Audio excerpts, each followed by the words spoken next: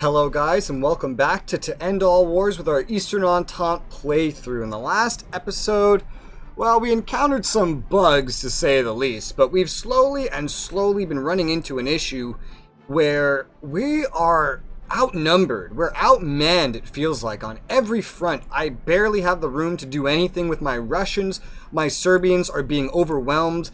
Not just by Austrians, but now Ottomans and Bulgarians. They were holding up just fine against the Austrians, and I do say we're looking at the final days of Serbia. We can't hold on to any of southern Serbia, which is most of it. We can hold on to Montenegro a little bit. Once they come into here, there's very little we can do. We have one small Montenegrin army here. Up north, we have a good amount of Serbian forces left, and we're trying to hold on to this little circle here. I wish I could draw on this map, but this little circle. Getting a militia unit to Ivanjica, this is more of a small concern.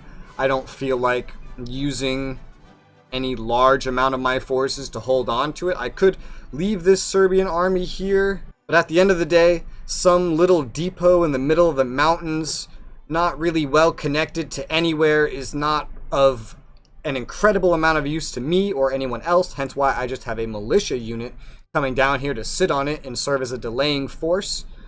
And even over on the Ottoman front, we've been having some issues.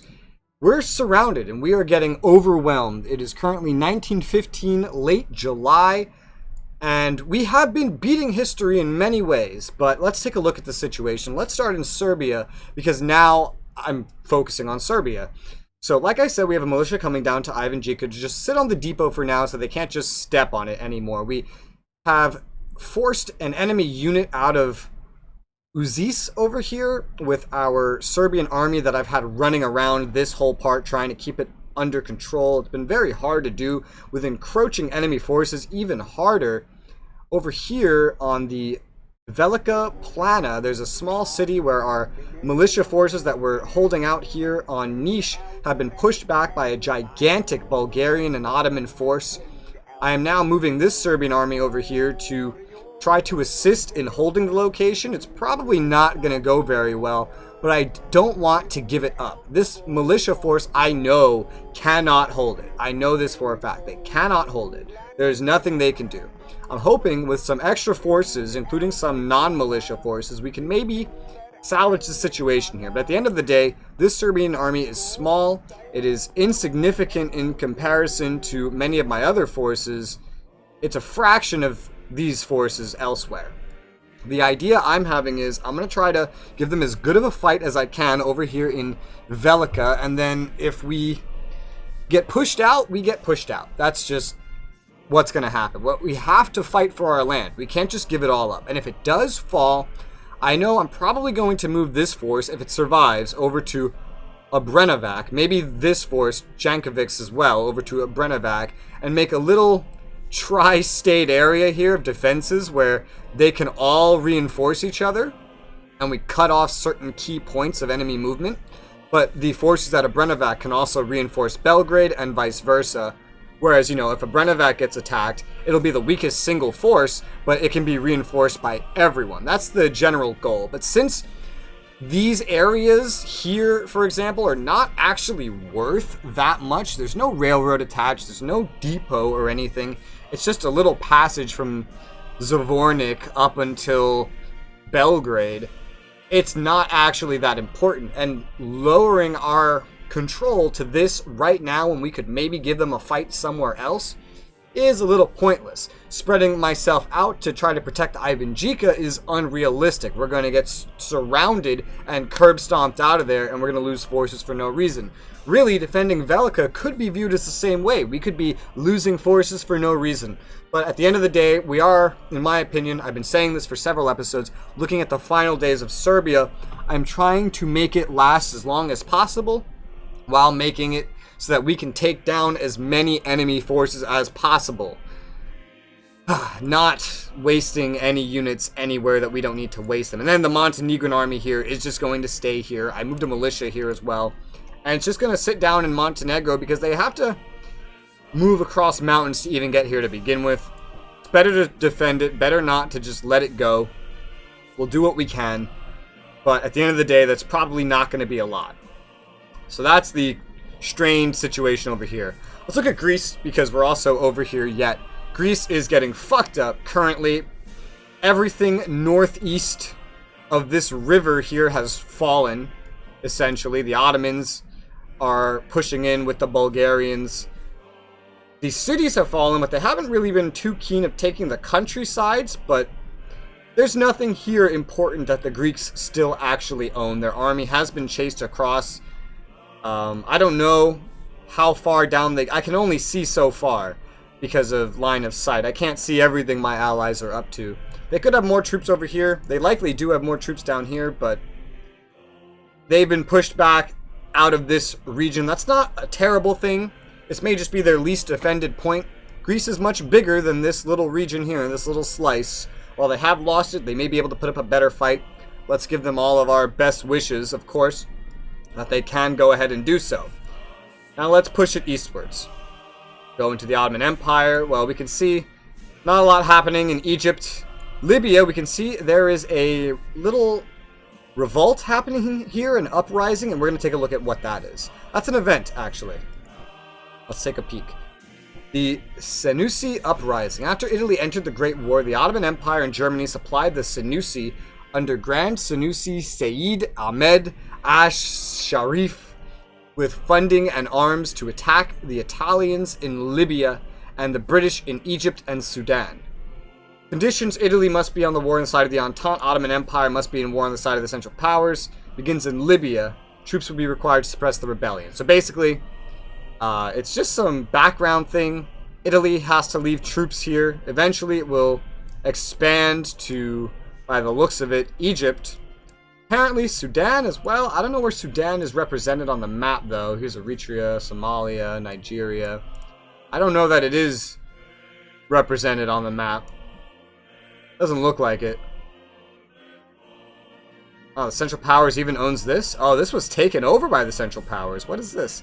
No, maybe not. I don't know. This looks interesting. Full alignment to the Central Powers, but we can see that it was conquered. This little flag here means it was conquered. So that's interesting. I wonder if this was an event. I'm not sure. But Yemen over here, as we can see, is under siege by the Central Powers, which clearly they pushed down through the Ottomans, they pushed down through here, and now they're in Yemen. I don't know how well that's going for our friends, but let's take it on. Take a peek at Africa. There's nothing happening in Africa or this part of the world. Nothing happening in the Eastern Ottomans. Take a look at Asia. Pretty much nothing except some besieging happening here. Pretty uneventful. Our AI is terrible at doing anything over there. We see a lot of movement over here on the Ottoman front. And let me explain what's happening here. The days of staring at each other over these fronts is over. The enemies have just simply moved through and into the mountains. They're literally walking through the mountains as we speak, aiming for Ardennes for some godforsaken reason. First, they sent an advanced force, which we intercepted and we dealt with. We've retaken Ardennes. Some of the force is still here, but we've decimated it, really. But their main force, by the looks of it, that was over here, is now moving across the mountains as well. And Kars does have a decent defensive force, but it doesn't have a whole lot of value. So I'm abandoning it with my main force right now. I only have one army group over here, and I can't be everywhere at once, and I can't deal with the enemies unless I keep this army group together. I would need a second army group to really cover the majority of this. 3 army groups to really fully cover it with the full might that I would need. So I'm sending everyone I have up north to Ardennes, and we're going to try to get here before the Ottomans get here, or before they take it. Sit down, hunker down, reinforce, and prepare for a battle. Over east of that, they are pushing forward to... I can't read that. And they have one of their larger forces, army corps maybe, pushing over in that direction as well. I can't defend this area, but Erevan is a very important city to defend, so I have to keep an eye on that. I could just move there and hunker down, but I don't want to just sit down and defend only Erevan and let everything around it fall. Hence why I'm moving north to defend Ardennes, to try to make a stand against all these Ottomans coming over. We can make a stand, we can kick them out of one region, we could maybe move and go defend the other. We have to play this really mobile. It has to be really, really mobile. Otherwise, we're never going to defend the whole thing, because I can't afford to send another army group over here. If I do send another army group over here, some bad shit's gonna happen somewhere else. I'm just not gonna have enough forces. I don't have enough forces anywhere to do anything that I want to do. I'm overwhelmed on every front. This is a weird front where there's two ways they can go. So ideally, I would need two forces to defend it. And that's the problem. I don't have that. That's why we have to play mobile. Because I could defend, you know, one side and stop them from going up this railroad. Or I could defend another side and stop them going up into Azerbaijan and through another railroad. They all meet up eventually. But why would I push or retreat all the way back here and sacrifice all of this land? And even then, it splits out. This is more of a road, but I'm pretty sure... Well, there may or may not be a crossing here leading over to Sevastopol, but, you know, I don't want them to get here. I want to hold them as far down as I can, and I will be as mobile as I have to be in order to pull it off. Now let's head up to the Austrian front. So, over here, one of our largest armies around Czernowitz and Kolomia. We're mainly just going to stay put over here. We're not going to do a whole lot. We don't have the forces to do much. Look at how many forces are around. Even if all of these were minuscule forces, it could be annoying. But it's problematic because these are not all minuscule forces. This may be minuscule, but this looks to be an army corps of some kind. This is only a supply. This is only a cavalry. This is a small army corps, small army corps, small army corps, large army, large army. You see, we have two large armies and a scattering of army corps in the area. We have pushed forward from Chotin, and we have secured Czernowitz, and we have secured Kolomia. We also at a point had Stanislaw, but we lost that. We couldn't defend all of it at once because they arrived with overwhelming force. Now, I can't just go picking a fight everywhere. I don't have the forces to dedicate to that. Again, we are just outnumbered and overwhelmed. So I have to sit down and play defensive over here, even though at a time this was the only place we really had an offensive going on. Well, now it's a site of a grand defensive. And so far, we're doing pretty good at holding our own, thankfully. Now over here, as we know, I have captured Tarnopol, I have captured Zlakzau, and we've been sitting down here and letting our troops rest. I've been looking for opportunities. Well, no opportunities have presented themselves because there's so many units everywhere. I could move them southeast and try to attack over here, but it's the same thing. There's so many troops over here that unless I do some kind of mixed offensive, we're not going to make any progress. Anywhere I look, I need a mixed offensive in order to pull anything off. Well, right next to us, we have another army up here in fucking somewhere. Where is this? Lutsk, where we've been fighting for a while. A smaller Austrian force that has pushed its way over here. Well, we actually saw some really good results. We wiped out the entire force as far as I understand it. No survivors, no retreats, nobody got away. We wiped out a fuck ton of support troops. We wiped out any offensive troops. They're all gone. They're surrendered or they're destroyed. It was a really good success over a small amount of troops, but, you know, these are forces that are completely wiped out. They're not getting them back. That is fantastic for us. We also went ahead and captured a heavy artillery regiment. Now, I have not made a single heavy artillery regiment, so the fact that we got one of theirs is great. These guys are great because they're amazing for besieging cities. They give you a +1 siege bonus when attacking forts. That is fantastic. However, they have a problem. They make moving through wild areas a lot slower. So if it was going to take you 10 days, it may take you 12 or 13 days to get out of a single area. I checked my movement over here, and I'm making a movement that right now is going to take me 12 or 13 days, and it ended up looking like it was going to take me more like 30 days to do it. And I just don't want to deal with that. That's a problem, and I can't just scrap this unit. It's going to stay here. So we're going to try to use it. If we lose it, we lose it. But I've separated from the forces over here because I need speed. Because of how we are being nimble, we're being mobile on all of our fronts, super heavy artillery like this really just slows us down. It's good for brute force, but we don't have the numbers to do anything brute force. We have to move. We have to be versatile, otherwise we're going to lose things and we're not going to be able to retake them before the enemy gets entrenched there. And that's been the whole mantra of our tactics this entire game is being fast, being nimble, responding to threats as soon as we can, and holding our own and beating them back and making their focus on overwhelming force their downfall. Because that's all we can do.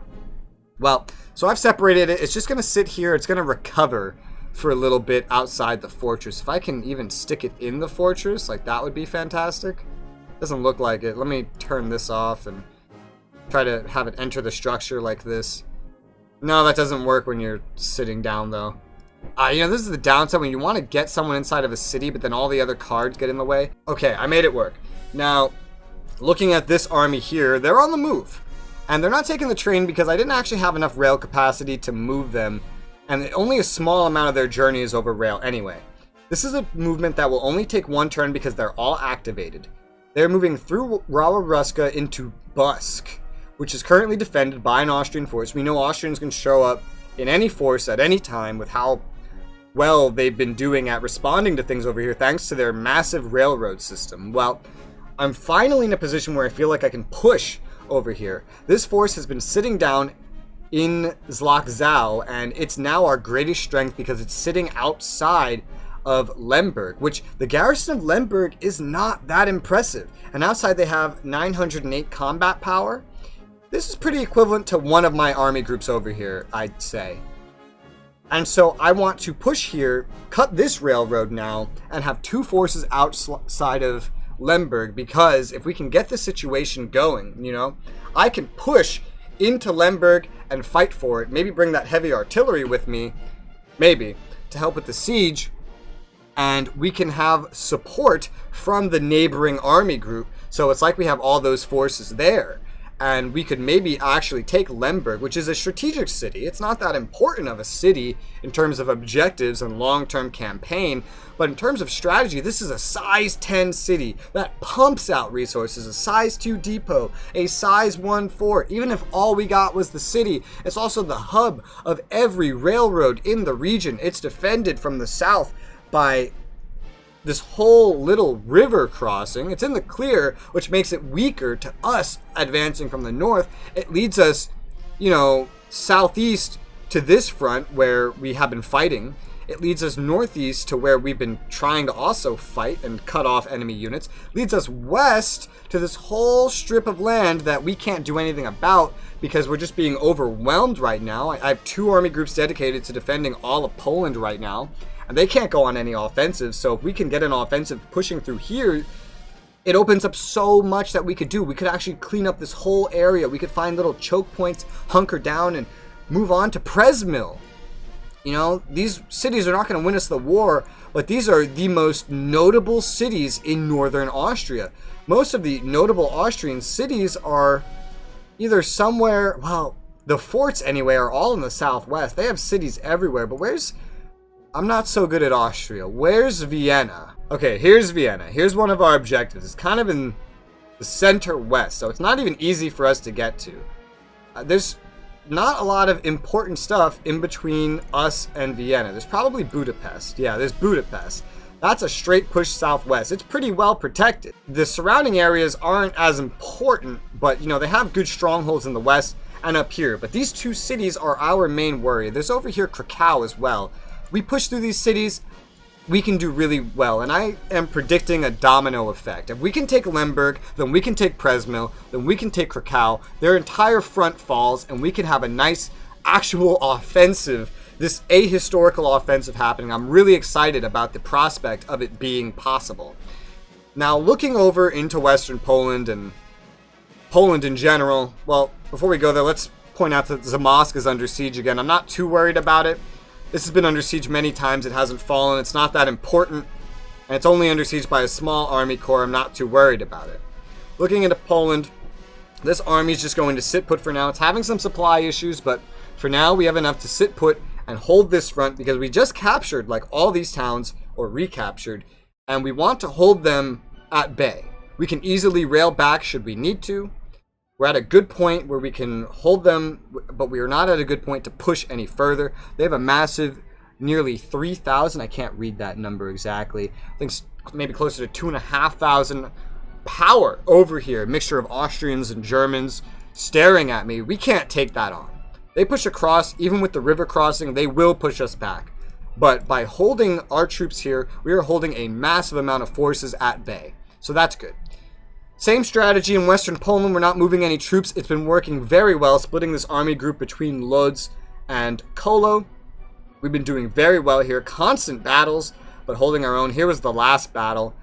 It was actually pretty fucking fantastic. We lost a few thousand troops, but they lost 20,500 troops.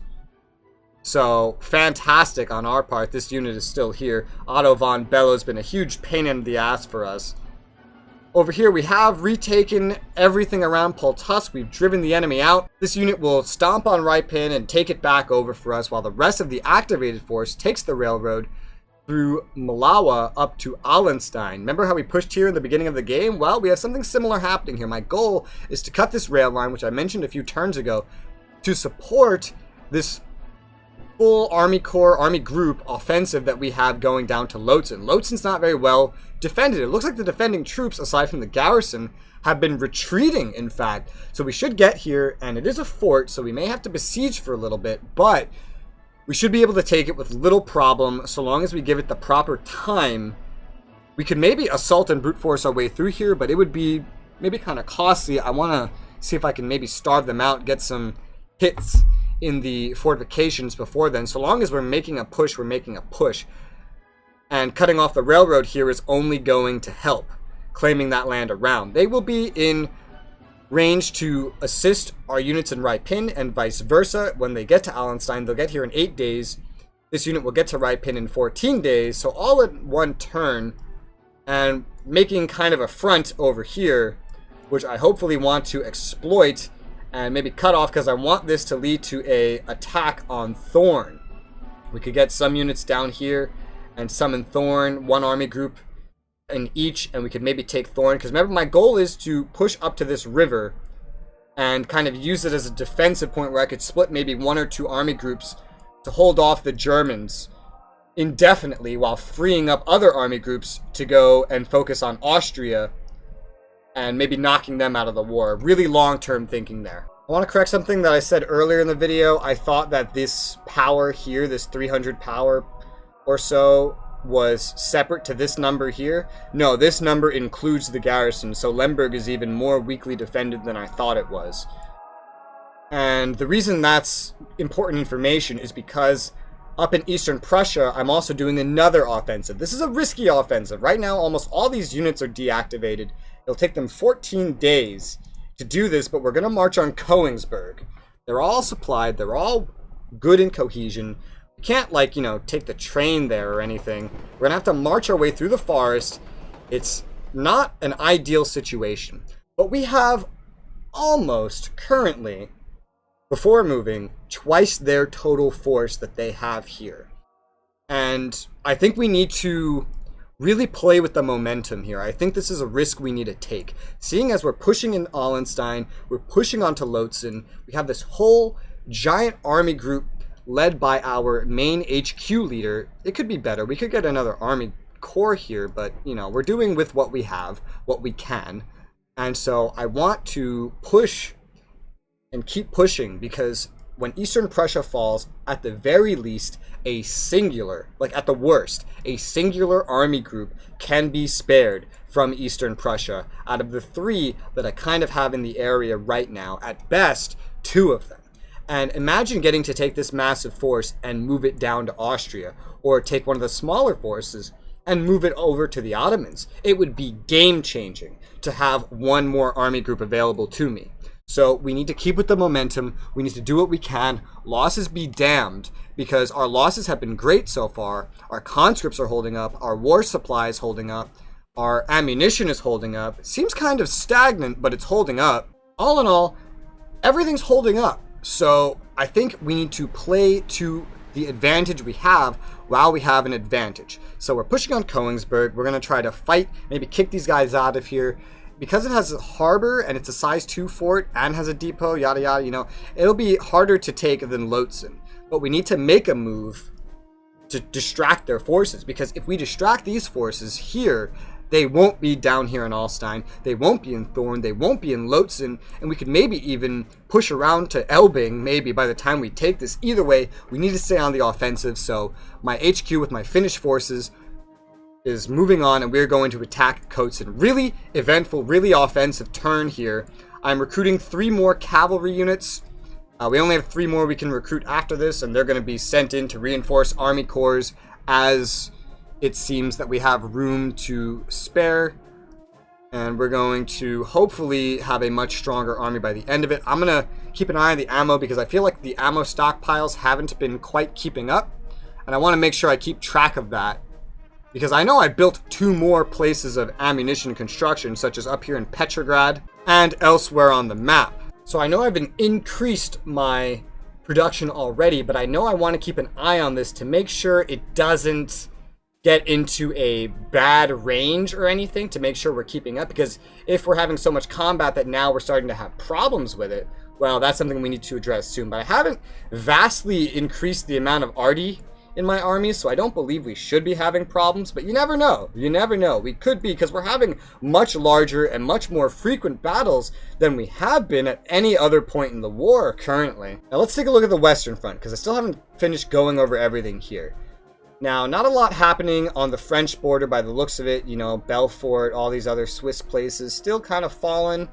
Again, still noticing that Swiss are reclaiming some of their lands.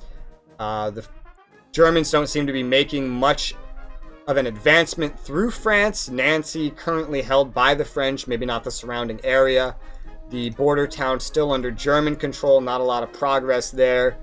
Most of the pillaging and rail network destructions of southern France seem to have come under control. And now to the most interesting piece of news lately, the Italians that have joined the war. Now, I don't really know what's happening over here. I don't know if the Italians are putting any troops into southern France or if they're putting any troops into Switzerland. I can't tell. What I can tell is that they are on an offensive. This may not be all Italians, but it's most likely, given the imminence of it, how quick it was, that this is a big Italian push into Austria-Hungary, just like I was hoping for. They're not taking any river crossings in the east, but they're pushing straight north into Trento and into Bozen. Now, this is pretty big. They've even gone over here into Brenner, and they've pretty much captured the countrysides effectively of all 3 of these regions. They haven't gone into any of the surrounding regions, but they've been having a pretty good push here. Now, they still have to besiege the cities themselves, and you know, these cities both have forts, one size 1, one size 2, but these forts don't have major cities or depots inside of them. So while they're not the most consequential things, hopefully these sieges will go pretty well, and hopefully the Italians will see success, because if they do see success, if Western Austria falls, they could push east, and where was Vienna again? It was somewhere in this area. It was up here, yeah. They could push up towards Vienna. They could push north into southern Germany, which I feel like is unlikely to be very well defended. Maybe they could push towards Serbia. I don't care where they push. But the fact that the Italians are opening a front, the fact that they're pushing and seeing success, I feel like that will jingle some bells in the AI's head, I don't know how else to word it, and say, hey, we need to move some forces over there, and maybe that will get some forces off my ass. And especially with the imminent fall of Serbia, I need as little Austrians to be dealing with me as is possible. I need everyone to be looking somewhere else so I can make some progress. Of course, it's not going to happen. What I'm trying to emphasize here is that every little event helps, and this is a big event. This is like the most single successful day I've ever seen for my allies. Speaking of my allies, let's take a look at the war situation overall here. Now, the Western Entente seems to have a good amount of combat power compared to me anyway. The Central Powers hasn't been inflated, so I feel like the Central Powers is doing a little worse, and the Western Entente maybe doing a little better, especially with the inclusion of Italy, which is hopefully a good thing. You know, if we actually saw these numbers even out at any point, these land numbers, we would know that by that point the war would be over. As of right now, our numbers probably add up to more than the Central Powers, but due to the great divide between the Western and Eastern Entente, anything can happen. Anything can happen. And due to the fact that Serbia is going to get wiped out, you know our numbers are going to get worse. But if we saw these numbers ever even out, we know something good's about to happen. The Western Entente lost a couple points by the looks of it of national morale, but Central Powers maybe lost one. So I think the Western Entente lost some losing battles. Also, they still managed to hold on to Vorarlberg over here completely, the city, and they're taking the countryside, which is a good sign that the French and or maybe the Swiss are pushing through Switzerland. The British might be here for all I know. Maybe the Japanese, you know. I don't know who's over here, but someone. The Central Powers up to 2.5 million, a little more than that. Total losses now. The Western Entente, 1.62 million. We're up to 623,000 in losses. Total losses are looking good. Our losses, I feel like, are doing very, very well compared to the total losses of our enemies. Given that Russia is pretty sizable, you got to take that into account. Maybe we have a decent amount for what the enemy has lost, but maybe we're doing better. Maybe this is a good sign, you know, because that distance keeps, well, distancing between our losses and theirs. So hopefully, you know, fingers crossed we're doing well. Without being able to see the whole map and see the results of our allies, it's really hard to tell. Anyway, it's already been a nice full episode, and I haven't even hit end turn yet, but there's been a lot of stuff to go over. There's been a lot of stuff to talk about. The war front has been very active. It's been very exciting. So on the next episode is when I'm going to hit end turn, and we're going to see these battle results. And with all the offensives going on, there's probably a lot that's going to happen. It's probably going to be a pretty lengthy battle result just by itself. And think this is taken this long, even with me speaking as fast as I speak. And I think I speak pretty fast while I go over this stuff. Let me know what you think about the war going forward. Some of you have been leaving me your occasional comments, usually in relation to Serbia. But I love hearing your take on the war. So really, do let me know what you think in the comments below, because it makes this series all the more enjoyable for me. But for now, thank you guys very much for watching, and I'll see you on the next one.